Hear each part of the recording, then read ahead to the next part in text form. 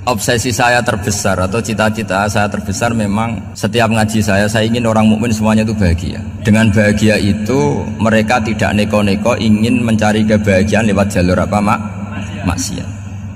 Sehingga dalam konstitusi ulama yang ditulis di kitab-kitab usul fikih, dan itu kitab yang saya kaji, selalu saya kaji, itu membela-bela sesuatu yang mubah itu sampai luar biasa.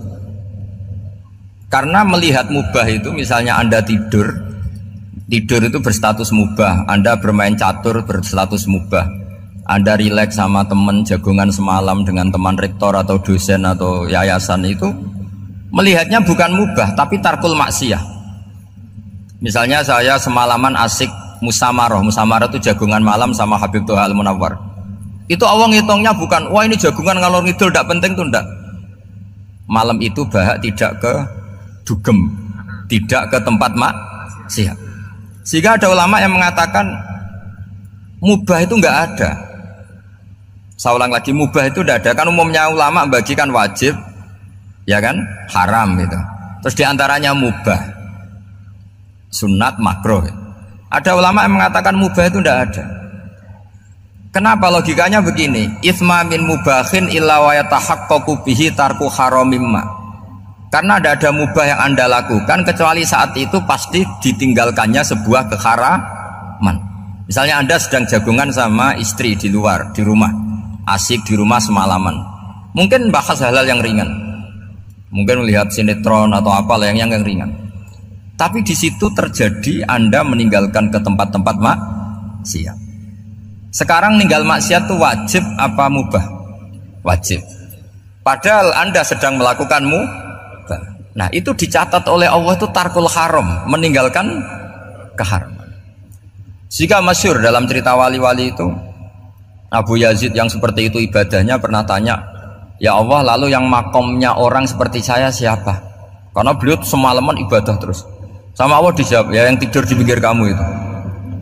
Abu Yazid, loh kok bisa ya Allah? Dia kan tidur terus. Ya kan dia tidur berarti meninggalkan keharaman. Ngomong sing potongan tukang maksiat tuh apik turu apik melek kira-kira gitu. Apik turu. Timbang sama nak melek pola wis turu ae kira-kira gitu.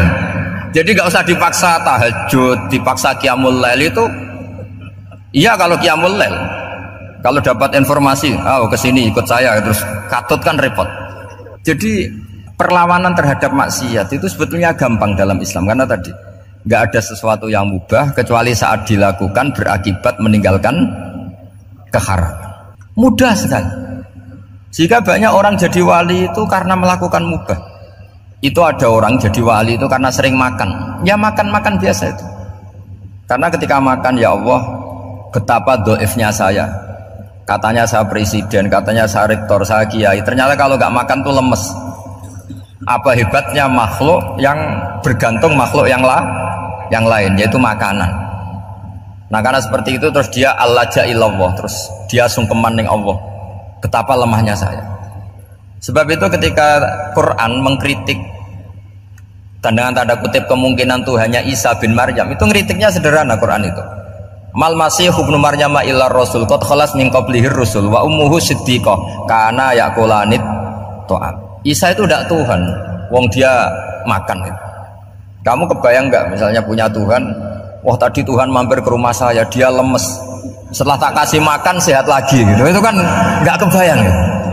Tapi Tuhan marung di rumah saya, lemes tak gratisin, kayaknya tidak punya uang gitu. Setelah makan wah gairah lagi. Kebayang nggak punya Tuhan seperti itu. Sehingga Quran kalau gojlok sederhana, karena yakulanit toh. Sehingga wali-wali itu kalau makan tuh sadar lemahnya dirinya, betapa dirinya tergantung makanan. Sesuatu yang tergantung itu artinya tidak hebat, tidak Tuhan. Jadi untuk menjadi wali, untuk menjadi dapat ridhonya Allah itu sebenarnya sederhana. Termasuk ada cara jadi wali yang agak kacau, tapi ini ya benar, asal niatnya benar. Itu Nabi Ayub, itu kan seorang nabi, pernah diuji Allah. Ini ada di Sahih Bukhari. Nanti kamu tanya hadisnya sahih enggak? Ini ada di Sahih Bukhari. Kadang orang kota itu aneh, enggak ahli hadis tapi tanya sahih enggak? Padahal andai kan dibodoni sokai yang ngandel saja gitu. Jadi kadang ya aneh. Oh nggak tahu kok tanya itu. Itu Nabi Ayub itu sudah kaya, pas itu sudah kaya, bukan cerita yang masih miskin, memang sudah kaya. Beliau di kamar dihinggapin satu belalang dari emas. Setelah belalang itu dikejar, ternyata yang jenis itu banyak, semuanya dari emas. Ngambil sana sini, ini yang kesak ini dipenuhin, saku ini dipenuhin, sampai banyak. Terus sama Allah digojlok, kamu itu nabi saya, kenapa kamu mengumpulkan harta sebanyak itu? Kamu itu nabi saya kok rakus? Jawabannya Nabi Ayub unik. Ya Allah, siapa yang bisa kenyang dari rahmatmu? Ya, jadi kalau kamu punya uang 1 miliar, kok ingin 1 miliar 100, ingin 1 miliar 200, itu cara ngitung bukan uang. Ya Allah, siapa yang bisa kenyang dari rahmatmu? Karena rahmat Allah tidak terbatas. Sudah Gusti, tenang saja. Meskipun saya gini, rahmat Anda tidak akan habis. Sehingga waroi ada ilmunya, tomak juga ada ilmunya, termasuk ragus itu juga ada ilmunya. Misalnya begini, ini contoh ragus yang ada ilmunya begini. Ini saya beri contoh. Mungkin yang boleh niru orang-orang soleh, kalau nggak soleh jangan. Imam Syafi'i ini cerita nyata. Imam Syafi'i itu dulu ketika ngaji masih muda itu nggak suka sama guru yang kaya. Kebetulan dia punya guru miskin terus. Namanya Sufyan As-Tsauri, itu miskinnya Masya Allah. Sufyan bin Uyainah juga miskin. Jadi dia miskin, punya guru miskin terus. Sehingga idolanya ya sama guru-guru yang miskin. Suatu saat guru-guru ini menyarankan dia ngaji Imam Malik. Imam Malik itu kaya raya.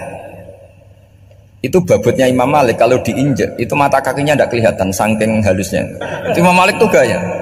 Kalau ngaji di kursi tinggi terus pakai bukhur itu, pakai jubah Arab yang mahal. Pokoknya mewah kali Imam Malik. Terus dia mulai ini kiai kok kaya. Kemudian setelah beliau alim tanya, saya harus ngaji siapa setelah ilmu jenengan habis kira-kira gitu. Kata Imam Malik, sudah kamu tidak usah perlu ngaji saya, kamu sudah alim alama. Terus Imam Malik datang ke Baki. Zaman itu Baki itu semacam kayak rentalan ya, semacam Grab lah kalau dulu. Mana kafilah yang mau ke Irak? Ya sudah terus. Oh kita mau ke Irak. Ini antar ke Muhammad bin Hasan As-Syaibani. Itu dibiayai sama Imam Malik. Grabnya ya dibayarin, itu kafilahnya itu ya dibayarin. Imam Syafi'i disangoni surrotan min dhahabin. Jadi satu kepes uang dikasihkan. Itu pernah tak hitung semurah-murahnya itu sekitar 60 juta. Imam Syafi'i mulai mikir, kiai yang saya kritik lomo, sing kiai miskin tak puji, gak pernah ngamal kan, tentu orang miskin kan. Setelah datang ke Muhammad bin Hasan As-Syaibani, beliau itu pakar usul fikih, muridnya Abu Hanifah. Beliau al-usuli, pakar usul fikih. Itu Muhammad bin Hasan As-Syaibani itu kalau ngitung emas, itu di ruang tamu. Uangnya miliaran, emasnya banyak. Dari kota ini dipindah ke kota ini, emas kalau ngitung di ruang tamu. Bukan di kamar, di ruang tamu. Imam Syafi'i tambah kaget. Imam Malik kayak gitu sudah saya soal, malah ini kaya raya. Setelah Imam Syafi'i kelihatan kaget, digojlok sama Muhammad bin Hasan As-Syaibani karena beliau senior. Ata'jabu min hadza, kamu aneh melihat ini? Iya. Kenapa? Ulama kok kaya raya. Terus kata Muhammad bin Hasan, ya sudah, uang ini tak kasihkan orang-orang fasik, ganti gue demenan, gue nyabu, gue macam-macam. Oh jangan, nanti dipakai maksiat. Oh jenengan mawon sing sugih. Semenjak itu Imam Syafi'i rubah mindset. Kamu ridho kalau yang punya prestasi seperti itu adalah orang-orang fasik? Ridho enggak? Enggak kan? Maka didoakan ini. Nah itu namanya berpikir secara usuli. Kamu jangan hanya nuruti karena berpikir waroi terus kamu benci kekayaan, benci pangkat, benci apa, enggak bisa seperti itu. Karena pangkat dan kekayaan ketika dikelola secara kesolehan maka akan menjadi energi positif yang luar biasa. Semenjak itu Muhammad bin Hasan As-Syaibani berhasil mendidik Imam Syafi'i. Sampai akhirnya keterusan Imam Syafi'i berpendapat kalau orang Islam bisa bikin rumah tingkat kok punya rumah reot itu haram kata. Akhirnya keterusan. Kalau bisa jadi bupati kok jadi ketua RT juga haram. Karena al-Islam ya'lu wala yu'la alaih. Islam itu luhur bukan bisa diluhurin. Sehingga rata-rata orang Syafi'iyah termasuk kiai-kiai Indonesia itu rata-rata ya agak-agak politikus. Ya agak-agak kedonyan, mungkin sebagian kedonyan tenan gitu. Karena nggak ridho gitu loh. Kalau kesempatan itu dikuasai orang fasik kemudian menjadi kekuatan maksiat. Coba kalau bupati itu orang yang fasik, kemudian programnya supaya rakyat seneng semalaman dangdutan yang purno misalnya, supaya rakyat seneng dibolehkan dugem, dibolehkan judi. Tapi kalau yang jabat orang soleh, kan ada beberapa perda yang menolak penyakit apa? Masyarakat. Jadi kamu jangan melihat bahwa kepangkatan ini hanya sebagai alat korupsi, alat otoriter, enggak. Asal kena orang soleh, maka ini menjadi energi kesolehan atau energi positif. Sebab itu ketika Allah muji para nabi yang soleh, diantaranya disifati apa? Faqad ataina ala Ibrahim al-kitab wal hikmata, terusannya ayat wa atainahum mulkan azim. Dan Nabi Ibrahim dan keluarganya tak kasih kerajaan yang besar. Nah sekarang masih banyak orang yang cara pandang menyoal seperti itu salah secara usul fikih. Karena secara usul fikih kesempatan yang baik tentu harus diperjuangkan oleh orang-orang yang soleh. Karena ini supaya jadi otoritas yang positif. Itu dulu ada latihannya. Jadi orang dulu itu gampang sekali ketika milih miskin ditanya, kenapa miskin? Saya ingin hisab saya ringan. Tapi ketika mereka kaya yang soleh, supaya harta ini tidak dipakai orang yang nanti dipakai maksiat. Kita misalnya orang soleh kok mau pangkat, karena kita ada ridho kepangkatan itu dipegang orang maksiat, kemudian menjadi energi maksiat. Begitu juga seterusnya. Maka ulama dulu itu rileks. Sampai Syekh Nawawi Al-Bantani itu nanti bisa dicek di tafsir Qul hal yastawil ladzina ya'lamuna wal ladzina la ya'lamun. Beliau muji-muji ulama. Kemudian ada seorang yang agak hasud mungkin, tanya begini, hebatnya ulama itu begini-begini. Terus ditanya, tapi kenapa kita sering melihat ulama ngantri proposal di rumahnya bupati kan? Sementara bupati nggak pernah datang ke ulama ngaji ihya. Jawabannya Imam Syekh Nawawi itu unik. Ya karena ulama itu tahu gunanya uang, sehingga nyari uang untuk pondok, untuk masjid. Sementara bupatinya tidak tahu gunanya ilmu, maka tidak pernah ngaji. Jadi ya ringan saja. Jadi ya sudah seperti itu. Jadi kalau ada ulama kedonyan, anggap saja karena tahu gunanya uang. Jadi kenapa ulama ngantri di kabupaten, bukan bupati ngantri di ulama? Jawabannya karena ulama tahu gunanya uang, sementara bupatinya nggak tahu gunanya ilmu. Ya kira-kira gitulah. Ada ustadz tidak ganteng, kesensem rondo cantik, karena tahu gunanya ustadz itu. Artinya tahu gunanya kalau saya nikah nanti punya anak jadi gus, karena kan dia kiai gitu. Tapi rondone raro gunanya dia karena miskin gitu. Jadi ulama dulu itu rileks, menafsirkan apa saja itu rileks, termasuk saat terpojok itu rileks. Karena semuanya dianalisis pakai ilmu. Sehingga ciri utama wali itu apa? Ala inna awliya Allahi la khaufun alaihim walahum yahzanun. Enggak ada rasa takut, enggak ada rasa gampang. Karena melihat sesuatu itu gampang saja. Seorang lagi melihat sesuatu itu gampang saja, ringan. Saya beri contoh ya betapa pentingnya mindset ya, cara berpikir. Orang itu menjadi kikir itu karena nganggap hidup itu lama dan uang itu penting. Kalau zaman Nabi itu sederhana kalau melihat hidup. Pernah suatu saat Nabi itu punya jatah makan, karena Nabi itu hidupnya juga pas-pasan. Jadi Nabi itu unik. Beliau di satu sisi kaya raya, bisa ngurmat Abu Hurairah, Ammar, Suhaib. Ashabu Sufa itu dirawat Nabi semua. Itu kan kaya, bisa ngerawat sekian orang. Tapi di sisi yang lain untuk pribadinya beliau miskin. Kadang nggak bisa makan hari itu. Tapi di saat yang sama bisa merawat Ahlus Sufa. Jadi keliru kalau orang hanya cerita Nabi itu miskin, untuk makan dirinya aja susah. Itu keliru. Kelirunya kalau tidak diteruskan, tapi Nabi mampu menghidupi ahli sufa. Singkat cerita jatah makannya Nabi itu dikasihkan orang ketika Nabi tanya, ya Aisyah, makanan jatah saya di mana? Oh ya Rasulullah, tadi ada orang minta tak kasihkan, maka makanan itu habis. Apa kata Nabi? Kamu salah Aisyah. Yang kamu kasihkan itu justru yang masih. Ya yang kamu kasihkan itu justru yang masih. Sehingga Nabi menganggap, makanya Nabi terus ngendikan, ya kalau mukhatabnya lelaki ya kira-kira begini. Wahal laka min malika illa ma akalta fa'afnaita wala bista fa'ablaita. Terusannya wa tasaddaqta fa'abqaita, kata Nabi. Harta kamu ya kamu makan kemudian ke WC jadi kotoran, atau punya pakaian mewah nanti rusak. Wa tasaddaqta fa'abqaita. Ada yang kamu sedekahkan yaitu yang abadi sampai akhir. Sehingga banyak pengusaha yang mencintai saya setelah tak ajari hadis itu, misalnya punya uang 1 miliar karena dia spekulan atau pedagang rawan bangkrut, disedekahkan ke masjid 50 juta, yaitu yang abadi. Jadi kalau suatu saat bangkrut, dia masih punya uang 50 juta di akhirat. Jadi Nabi itu mengajari sedekah itu apa? Ya sedekah itu pengabadian uang. Kalau kita kan enggak, bilang sedekah itu nguras uang. Itu pikirannya setan dan pikirannya orang Islam. Itu cara berpikir setan, bukan cara berpikir umat apa? Sehingga Sayyid Ali Zainal Abidin itu kalau ada orang minta, kemudian beliau ngasih, itu beliau bilang gini, marhaban biman hamala zadi ilal akhirah. Matur nuwun nggih jenengan sumbeto sangu kula nate. Jadi dianggap teller saja. Orang yang minta uang beliau itu dianggap tukang nyatet bank ini. Karena sudah ditabungkan, ya sudah. Kalau kita kan enggak, wah pengemis tuh ganggu gini-gini. Kecuali pengemis profesi ya mungkin kita agak-agak enak. Pada zaman akhir tuh ada pengemis apa? Profesi, jadi repot teman. Terus tak beri contoh lagi kebahagiaan ketika kita milih Islam moderat.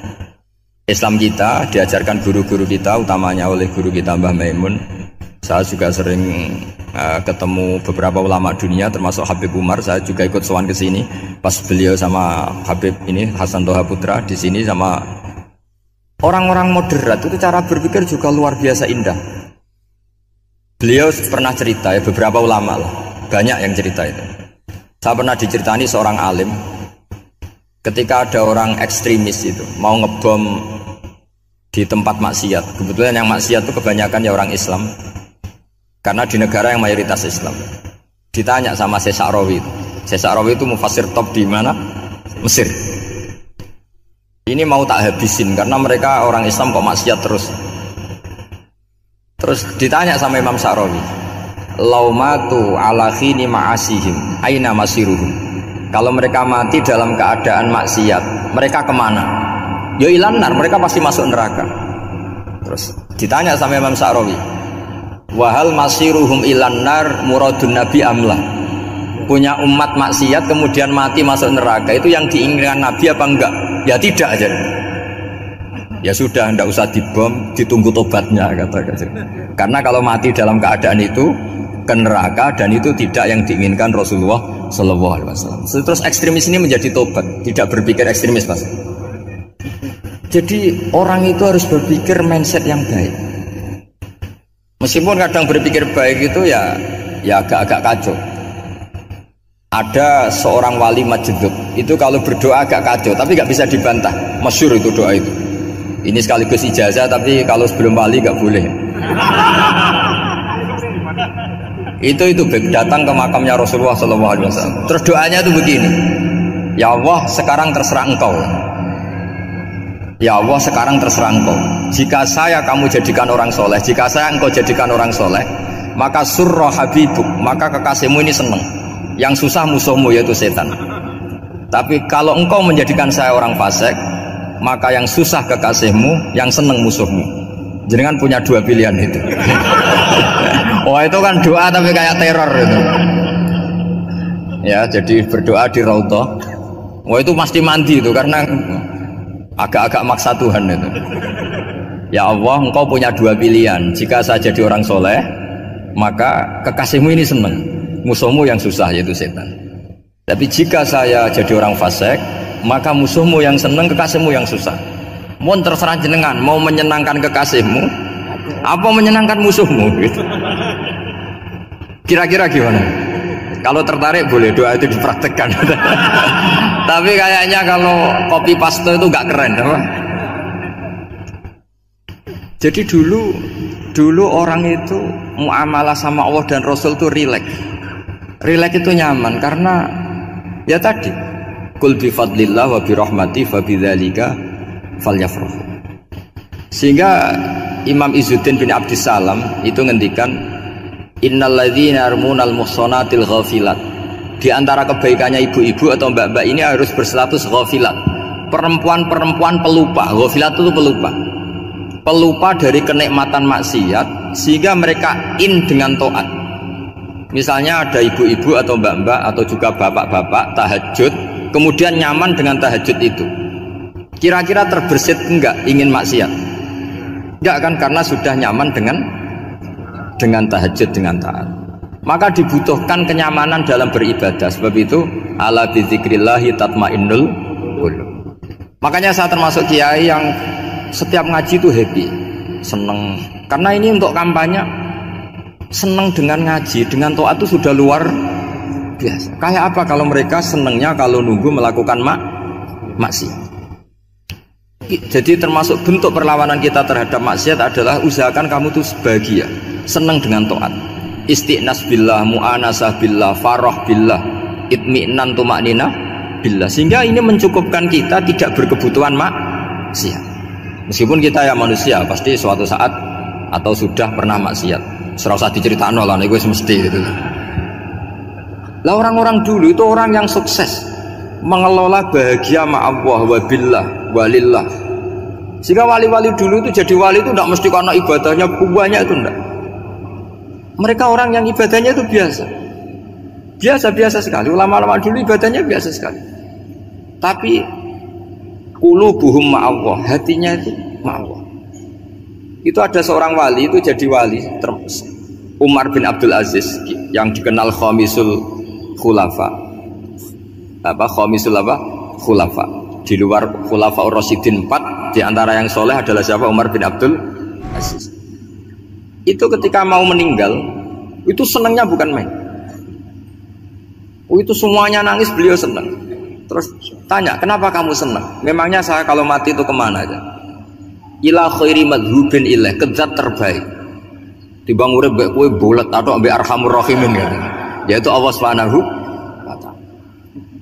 Jalaluddin Ar-Rumi ketika mau meninggal itu muridnya nangis semua, beliau marah. Kamu harusnya pesta karena saya mau ketemu kekasih saya, malah kamu tangisi, goblok sekali kamu katanya. Jadi orang-orang dulu itu luar biasa. Karena tadi mereka tidak ingin ketemu Allah itu dianggap problem. Harus sesuatu yang membahagiakan.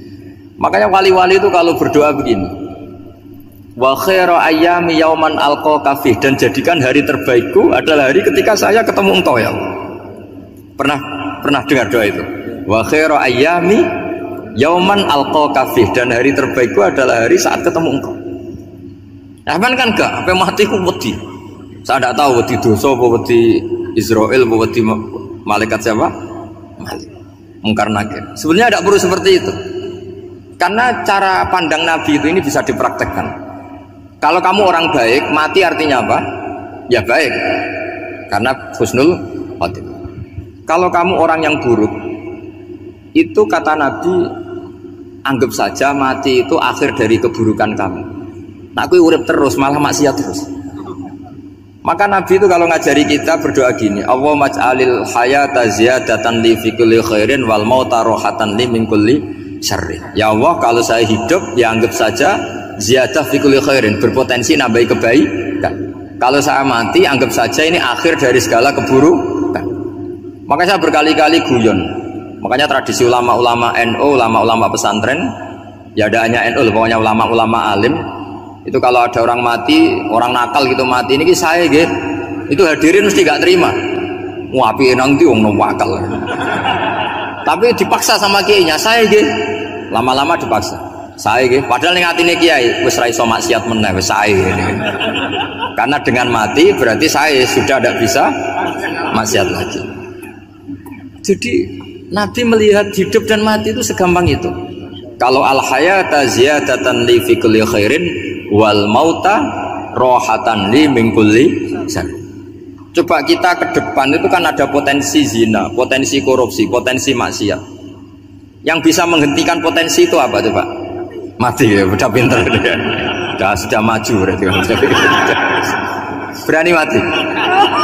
Berani. Tapi jangan di sini ngel-ngelo panitia nanti. Artinya yang selama ini kita risau dengan kematian, dengan apa? Nabi ngajari kita tadi. Allahumma ij'alil hayata ziyadatan li fi kulli khairin wal mauta rohatan li min kulli syarr. Ya Allah, jadikan hidup ini sebagai bekal menambah kebaikan, dan suatu saat kalau saya mati, semoga itu akhir dari segala keburukan. Jadi artinya Nabi itu ngajari kita itu positif terus. Sama seperti ulamanya tadi. Nak lagi rukun mbek tonggo ya sanggep ae kanca kaapian. Nak nenengan ben ra utang ngoten. Dadi pokoke penak terus itu. Nak bojo lagi ngamuk alhamdulillah gak ngajak blonjo. Nak pas rukun ya alhamdulillah kok lagi rukun. Jadi gampang semua. Makanya ada seorang alim itu ngendikan begini, ada yang tanya, saya tuh dulu ketika kaya teman saya sering main ke saya, setelah saya miskin gak ada teman-teman yang ke saya. Dikira si Habib ini kebetulan orangnya Habib itu mendukung keluhan dia, ternyata enggak. Si orang alim itu bilang gini, malah bagus tuh gitu. Kowe wis melarat buruhe wong. Ya sudah kamu miskin buruhnya orang lain, misalnya tukang manol di pasar atau tukang becak. Kemudian teman-teman kamu datang, malah kamu malu tuh jadi tontonan. Bagus kalau mereka lupa, pas kamu miskin tidak ada yang lihat kata. Jadi apa ya, dianggap enteng saja gitu. Akhirnya orang ini nggak jadi ngeluh. Selama ini kan kita ngeluh ya, ketika miskin teman-teman nggak datang. Coba kalau mereka datang pas kamu buruh bikin botol di orang lain. Mantan bos buruh, malu gak? Milih datang apa enggak? Enggak lah, sudah bener itu. Jadi ulama dulu itu makanya sering baca biar tahu solusi hidup. Jadi ulama dulu itu gampang sekali melihat kehidupan itu, gampang sekali, indah, gampang. Sekarang tuh enggak. Orang itu cara berpikir nuruti nafsu, itu yang bahaya. Makanya Quran kritik ara'aita man ittakhadha ilahahu hawa. Orang yang cara berpikir itu nuruti hawa nafsu. Kalau zaman Nabi, zaman sahabat, zaman ulama itu enggak seperti itu. Sehingga cara berpikir itu mudah. Makanya kata Nabi absyiru ya ma'sarul muslimin, kata. Kamu harus senang ya ma'sarul muslimin. Allah sekarang buka pintu langit yang sebelumnya enggak pernah dibuka. Dan Allah yubahi bikum malaikatah, dan Allah membanggakan kamu kepada para malaikatnya. Kenapa? Umatnya Muhammad, umatnya Rasulullah Muhammad SAW itu kalau sampean kepengen mati setiap saat itu baik, itu resepnya gampang kata Nabi. Addu faridotan wantadzoru ukhra. Jadi Allah memberitahu, ya Muhammad, umatmu ini luar biasa. Jadi misalnya tadi kita sholat subuh, ditanya, Bahak kamu sekarang ngapain? Nunggu sholat duhur ya. Setelah sholat duhur ditanya lagi nunggu apa asar. Sehingga famangka nanti hijratuhu ila wa rasulih fa hijratuhu ila wahi. Jadi kalau ya sudah ini tak ijazahkan, kalau setelah sholat subuh nunggu apa? Duhur. Setelah duhur nunggu. Sehingga ketika kita mati itu statusnya penunggu sholat. Tapi kamu kan enggak miskin, kenapa? Penunggu kaya. Ya itu enggak masuk surga ya. Penunggu kemapanan. Berarti kan menunggu sesuatu yang seleranya nafsu. Beda kalau penunggu sholat, berarti kamu di dunia menunggu ritual ibadah. Maka diantara ijazahnya Nabi apa?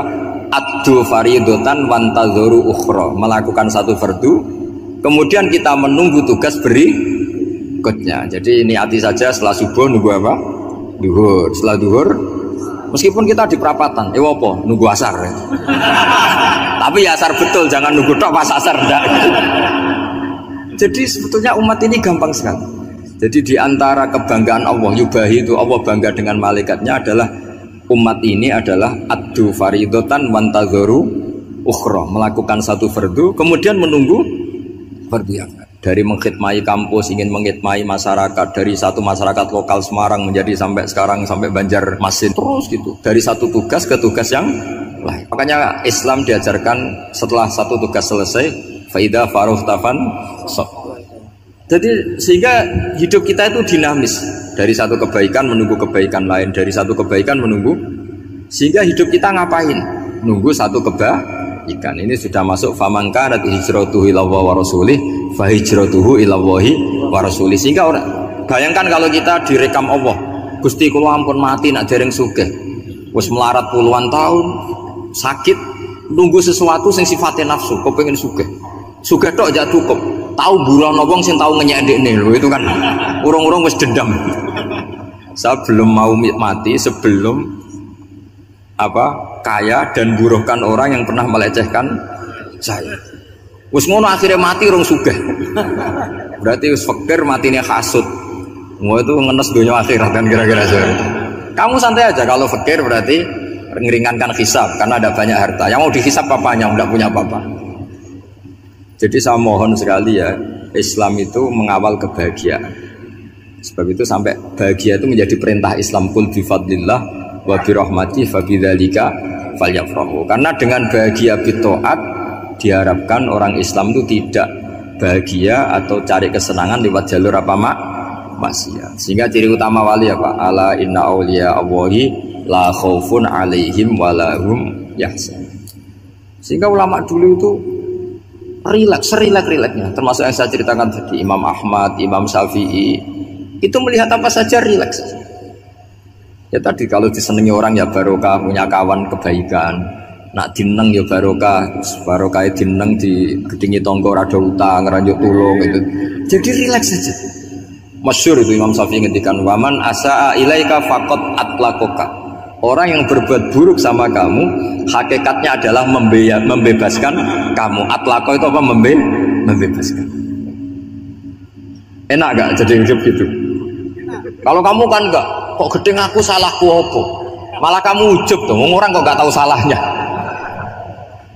Kamu jadi suami, istrinya ngomel, kurang apa saya sebagai suami? Ya kurang banyak, tidak ganteng, tidak kaya, ada ini. Malah kalau diterangkan malah parah toh. Ya sudah rileks saja. Kalau dia ngomel ya tadi, alhamdulillah dapat pahala tanpa apa? Biaya. Terus ngomel kan butuh energi, paling yang tidak kuat 3 jam. Nanti juga berhenti apa? Sendiri. Terus ambil nilai positifnya, misalnya ngomel sama suaminya, bagus lah. Kalau ngomel sama tetangga malah kayak apa gitu aja udah. Jadi ulama dulu itu gampang sekali melihat hidup. Rasulullah ya gitu, melihat hidup tuh gampang saja. Ketika tanya, ya Aisyah apa ada sarapan? Tidak ada ya Rasulullah, ya sudah saya tak puasa. Jadi enteng saja. Kadang-kadang beliau ingin puasa ya puasa sunat, ada sarapan nggak jadi puasa. Rileks. Nabi itu rileks. Kalau ngajari kebaikan juga rileks. Nah sekarang itu banyak orang yang karena mungkin kurang baca, Islam itu kayak menjadi aturan yang bengis, yang repot, yang mengekang. Itu tidak seperti itu. Yuridu wa bikumul yusra wala yuridu bikumul usra. Allah menghendaki agama ini mudah. Sehingga ada sahabat di Imami Mu'ad itu baca Baqarah. Sahabat ini pekerja petani, mufarokoh ditinggal. Ketika Mu'ad lapor, ya Rasulullah ini ada orang munafik, tengah-tengah sholat mufarokoh saya ditinggal. Yang disalahin itu tidak yang ninggal tapi Mu'ad. Afattanun anta ya Mu'ad, kami itu tukang fitnah. Masa ngimami petani pakai surat Baqarah? Jadi yang disalahkan ini imamnya. Kalau kamu jadi imam, sholatnya ya yang cepat. Makanya terus banyak orang kecepatan karena tadi. Jadi Nabi itu enteng sekali. Jadi apa ya, Nabi itu beda dengan yang kita bayangkan, beda. Nabi pernah ngaji di masjid, kemudian ada tetangga lewat pakai cangkul ke kebun. Semua sahabat gerutu, ini orang tidak benar, ada Nabi ngaji ditinggal saja ke kebun, tidak ikut ngaji. Jawabannya Nabi, tidak, itu bagus, itu ikut sunnah saya. Kenapa ya Rasulullah? Dia kerjanya nyari halal, dan untuk menghidupi keluarganya itu juga ajaran saya. Sehingga yang ngaji ya ajarannya Nabi, yang nggak ngaji karena kerja mencukupi keluarga juga ajarannya Nabi. Segampang itu. Oh, kalau kayaknya kamu kan, wes gak roh akhlak kan gitu. Nabi rileks saja Nabi. Sampai bisa lihat itu di Ihya di bab Fadhailul Kasbi. Udan niku rahmat. Jadi nak sampean melayu saking udan berarti melayu saking napa? Rahmat. Cara berpikir niku udan niku rahmat. Terus termasuk tobat sing sah. Niku dawuh Imam Ghazali konadus nganggo banyu udan sing ceblok langsung. Mergo nak liwat kenteng kadang kentenge iku hasil sumbangan proposal. Terus mun sing langsung mawon, sing liwat plastik mun mboten mandi niku. Mboten mandi niku sing niku mau sama niku. Terus dulu di antara syarat tobat niku dawuh Imam Ghazali iku adus udan sing prawan, maksudnya sing asli ceblok saking putih langit niku langsung sampean nombe. Nak tepak nggih tobat, nak mboten tepak nggih lara niku. mergi asli. Terus kula matur nuwun sangat jenengan hormat teng Raden Asnawi. Beliau sekarang generasi keempat nggih, wonten sing generasi ketiga. Nasab kula kepanggih Raden Asnawi teng Asnawi sepuh. Terus Mbah Raden Asnawi gadah bah namine Abdullah Husnen, terus Ibu Ayu Sofia niku binti Asnawi sepuh. Kula buyut kula kandung damaran niku Hafsah binti Maksum bin Soleh bin Asnawi sepuh. Kenapa saya cerita zuriyah nggih? Dados satu peradaban. Gini bahasa Indonesia mawon nggih. Kersane gaul. Satu peradaban itu yang bisa bangun itu zuriyah. Zuriyah itu komunitas gen. Meskipun nanti komunitas gen itu bisa disadap atau dibajak oleh orang-orang yang tidak gen. Jadi agak ilegal tapi itu sah. Karena sampean bisa misalnya kalah nasab sama saya, misalnya bilang nanti ketemu di Nabi Adam saja Gus gitu. Nanti pasti kita ketemu di siapa? Nabi Adam. Terus kedua, kekalahan nasab itu udah abadi, karena nanti setelah jenengan ditanya di kuburan, bapak kamu siapa? Itu disuruh jawab Nabi siapa? Ibrahim. Terus kekalahan nasab sampean nanti berakhir di kuburan, karena nanti dijawab siapa bapak kamu? Disuruh jawab siapa? Nabi Ibrahim. Jadi yang punya bapak Karmen apa itu sudah selesai, sudah nggak dipakai lagi. Nanti pakai siapa? Nabi siapa? Ibrahim. Nah, kenapa saya cerita bahwa nasab gen itu akan disatukan oleh satu visi ilmiah yang objektif. Gini ku jawe Nabi Yusuf, wattaba'tu millata abai Ibrahim wa Ishaq wa Yaqub. Terus jawe Nabi Yusuf, maka nalana an nusyrika billahi min syai'. Jadi saya ngikuti leluhur saya. Ini dengerin ya. Saya ngikuti leluhur saya, yaitu Nabi Yakub bin Ishak bin Ibrahim. Leluhur saya itu siapa? Maka nalana an nusyrika billahi min syai', yaitu keluarga besar yang tidak pernah melakukan kemusyrikan. Ya, keluarga besar kami punya tradisi tidak pernah melakukan kemusyrikan. Dan bahkan itu dibahasakan tidak mungkin kita ini melakukan kemusyrikan. Maka nalana itu kira-kira kalau bahasa Indonesia itu kita ini tidak mungkin melakukan kemusyrikan. Nah, kenapa demikian? Itu berangkat dari logika yang permanen. Disebut yusabbitu Allahu alladziina aamanu bil qouli tsabiti fil hayatid dunya wa fil akhir. Logika permanen itu begini misalnya. Kita ini kan hidup dari bapak dari ibu terus sampai Nabi Adam. Kemudian setelah Nabi Adam ini berakhir. Kemudian kita mau tidak mau berpikir Nabi Adam itu siapa? Terus diterangkan ternyata Nabi Adam itu satu makhluk hidup yang mulanya dari tanah. Lewat wahyu Allah, lewat titah Allah kun, kemudian jadi manusia yang bernama Adam. Sebelum Adam ada bumi, ada langit, ada cakrawala macam-macam. Kemudian itu kita rumuskan lagi, asal usulnya adalah tidak ada. Adamiyun makhdun. Akhirnya kita tahu bahwa alam raya ini diwujudkan setelah dari tidak ada. Nah, tentu terus kita berpikir dari tidak ada menjadi ada itu pasti penyebabnya adalah sesuatu yang ada. Nah, yang ada itu disebut wajibil wujud. Karena wajibil wujud ini wujud sendiri, nggak ada saingannya. Karena Allahu wala syai'amahu, Allah ada dan tidak ada pesaingnya. Maka kita ini berpikir nggak mungkin ada kekuatan manapun yang menyamai Allah. Sehingga nggak ada Yesus mungkin menyamai Allah, nggak ada Fir'aun, nggak ada Lata, nggak ada Uzza. Makanya disebut maka nalana an nusyrika billahi min syai'. Kita ini tidak mungkin melakukan kemusyrikan. Sama nggak usah tanya saya, Gus, tapi orang menjadi musyrik itu kan mungkin. Jawabannya itu tetap nggak mungkin. Kemusyrikan itu satu teori yang nggak mungkin. Tapi kalau orang musyrik itu mungkin. Mungkin saya termasuk pernah dulu yang yang membawa kitab beliau banyak ke Korea. Saya itu beli pesolatan tuh bukan 1 2 sampai 2 kerdus 3 kerdus. Itu mulai dulu, mulai saya ngiai sampai sekarang. Tak bawa ke Sragen, ke Solo Tigo, termasuk tak bawa ke Korea. Jadi mungkin ya ini GR saya ngaji di sini itu barokahnya jualan pesolatan.